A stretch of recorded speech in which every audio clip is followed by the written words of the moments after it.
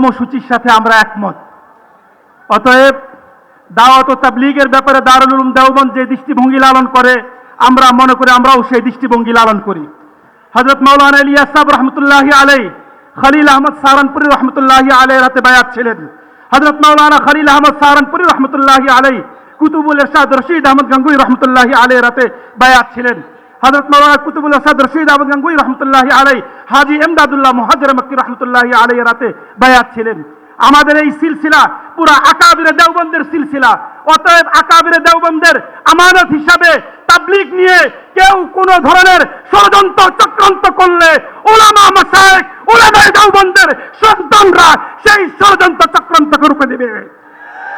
2 number কথা, টঙ্গী ইজতেমার মাঠে ওলামা তালাবা সাধারণ মুসল্লিদের যারা রক্ত ঝরিয়েছে তাদের বিচার 5 মে যেভাবে শাপলা চত্বরে খুনি ফ্যাসিদের বিচার হয়েছে হবে, তাদেরও বিচারের দাবি আজকের এই সম্মেলন থেকে আমরা করতে চাই। 3য় কথা, তাবলীগের কাজকে আমাদেরকে বেগবান করতে হবে। সেজন্য মাদ্রাসা তালাবা মুসল্লিদের সাথেও আমাদেরকে সময় দেওয়ার এবং তাবলীগের কাজে অংশগ্রহণের উদারত আহ্বান জানিয়ে আমি আমার সংক্ষিপ্ত বক্তব্য এখানে শেষ করছি। মুহতারাম হাজিরিন, মহাসম্মেলনের এ পর্যায়ে বক্তব্য রাখবেন ইত্তেফাকুল উলামা মোমেন শাহীর মুহতারাম সভাপতি, দেশের অন্যতম মুরব্বী এবং শীর্ষ আলেম হযরত মাওলানা খালেদ সাইফুল্লাহ সাদি দামাত বারাকাতুহুম।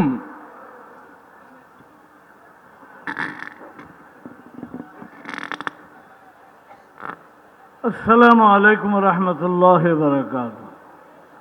আলহামদুলিল্লাহ ওয়াসসালাতু ওয়াসসালামু আলা রাসূলিল্লাহ, মা বা'দ। ফাআউযু বিল্লাহি মিনাশ শাইতানির রাজীম। তিলকাল জান্নাতুল্লাতী উরিসতুমুহা বিমা কুনতুম তা'মালুন। সাদাকাল্লাহু মাওলানাল আযীম।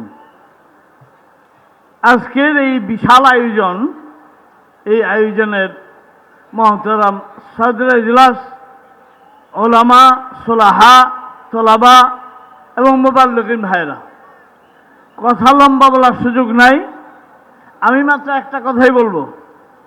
আগে আপনাদের কাছে জানতে চাই, এখানে ওলামা ঢের ওলামা ইকরাম আছেন, আপনাদের কাছে জানতে চাই, দ্বীন ও ইসলামের দৃষ্টিতে কোনো সন্তান যদি তার বাবাকে হত্যা করে তাহলে সে কি ওই বাবার মিরাস পায়?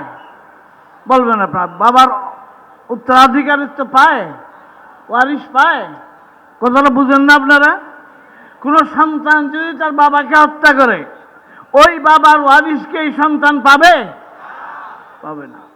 তাহলে ঠিক এই সূত্রে আমি বলতে চাই, সাদ সাহেব তার পিতৃপুরুষের আদর্শকে বলি দিয়েছেন, তার পিতৃপুরুষের আদর্শ হত্যা করেছেন, কাজেই ওই আদর্শের ওয়ারিশ হওয়ার কোন যোগ্যতা তিনি রাখেন না, কখনো কোনো যোগ্যতা তিনি রাখেন না। কাজেই তার সম্পর্কে আমরা এই যে কথাটা বললাম এটা যেন ভালো করে জঙ্গম করতে পারি। একটা কথা, ছোট্ট আর একটা কথা আছে। এই কথাটা হলো যে আমরা দেখেছি, আমরা নিজেরাও দেখেছি, বিগত সরকার এক সময়ের ধর্মমন্ত্রী ছিলেন আমাদের ময়মনসিংহের একজন, তার কাছে ওরা যায় যেভাবে ধর্ণা দিছে আর এইভাবে দরখাস্ত দিছে, সেটার মধ্যে ছিল আমাদেরকে বলা হয়েছে যে এরা স্বাধীনতা বিরোধী এবং সরকারের সাথে এরা সমঝোতা রেখে চলে না, ওই সরকারের সাথে। যারা ওই সময় আওয়ামী লীগকে বা এইভাবে তাদের সাথে সমঝোতা করে চলছে, তারা এই স্বাধীনতার পরে আবার কেন এই দেশে দাঁড়াবে, এই প্রশ্ন বর্তমান সরকারের কাছে আমরা রেখে আমার কথা আমি শেষ করতেছি। ওয়া আখিরু দাওয়ানা আলহামদুলিল্লাহ। মুহতারাম হাজিরিন, সম্মেলনের এ পর্যায়ে গুরুত্বপূর্ণ বক্তব্য রাখবেন ঐতিহ্যবাহী জামিয়া হুসাইনিয়া আরজাবাদ মিরপুরের মহাপরিচালক হযরত মাওলানা বাহাউদ্দিন জাকারিয়া।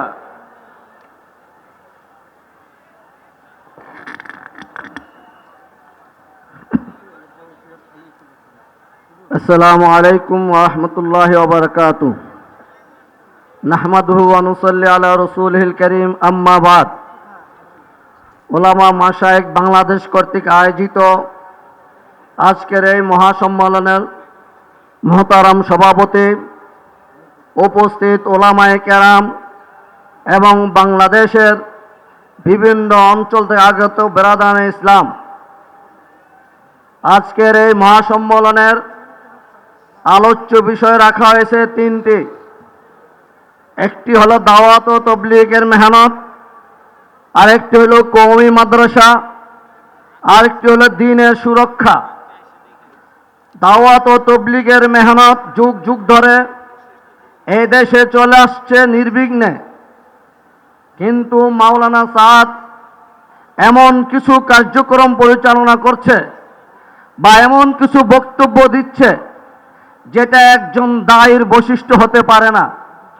পুরা বিশ্বব্যাপী দাওয়াত ও তবলিগের যে মেহনত চলছে, এই মেহনতের মাঝে প্রথম ফাটল সৃষ্টিকারী হলেন মাওলানা সাদ। এবং মাওলানা সাদ নবীদের সমালোচনা করেছে, সাহাবায়ে কেরাম সম্পর্কে সমালোচনা করেছে এবং দ্বীন ইসলাম সম্পর্কে, কুরআন সুন্নাহর যে নীতিমালা আদর্শ সম্পর্কে উম্মতের স্বতঃস্ফূর্ত যে সিদ্ধান্ত, ঐক্যবদ্ধ যে সিদ্ধান্ত, সেই সিদ্ধান্তের বিরুদ্ধে কথা বলেছে। যে ব্যক্তি এই ধরনের কথা বলে, যে ব্যক্তি নবীদের সমালোচনা করে, যে ব্যক্তি সাহাবাদের নিয়ে কথা বলে, সে দাওয়াত ও তবলিগের আমির হওয়ার যোগ্যতা রাখে না।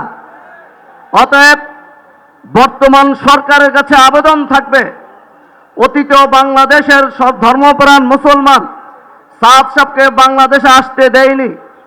এখনো যদি তাকে আনার কোনো ষড়যন্ত্র চলে, কোনো চক্রান্ত চলে, এই যে বিশাল জনস্রোত, সাদ যেদিক দিয়ে আসবে সেদিকে এই জনস্রোত লং মার্চ করতে বাধ্য হবে।